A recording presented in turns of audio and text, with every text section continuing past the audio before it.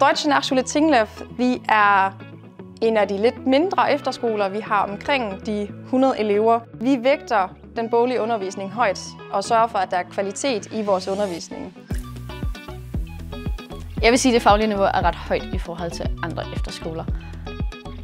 Fordi der bliver sat rigtig meget fokus på det her, at vi har et højt fagligt niveau.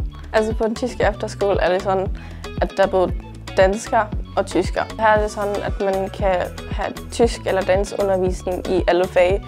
Altså i matematik, tysk eller dansk eller samfundsfag, historie og alt sådan. Det er jo en tysk efterskole, hvor vi både snakker tysk, dansk og engelsk lidt til hinanden. Man bliver selvfølgelig meget bedre til at snakke tysk og engelsk, og måske også lidt bedre til at sige dansk. Det kommer jo lidt an på, om man er tysker eller dansker. Wenn man Probleme hat, dann kann man hier immer zu den Lehrern gehen. Die sind sehr verständnisvoll und die kennen einen natürlich auch besser, weil man immer hier ist. Also man sieht sich oft, man weiß ungefähr, wie man tickt. So. Die Lehrer können einem auf jeden Fall gut helfen, wenn man Hilfe braucht. Lige nu går jeg i dansk fremmedsprog, fordi jeg var ikke så god til dansk, da jeg kom her. Og så jeg skal blive her også i næste år, så i næste år skal jeg i dansk modersmål. Det var min mor, der havde gået på den for mange år siden, og så kunne jeg godt lide tysk, og vi blev enige om, at det var her, jeg skulle gå. Altså min søster, hun startede med at gå her for 2 år siden, og har snakket rigtig godt om det.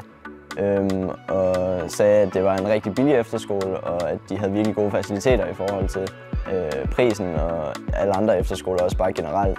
Det er ikke på alle efterskoler, hvor du bare kan gå i bad og gå på toilet og børste tænder på dit eget værelse.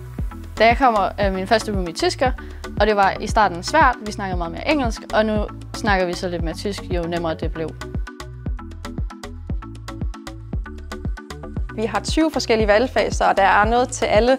Der er både noget i den kreative retning, i den musiske retning, eller også i emotionsretning.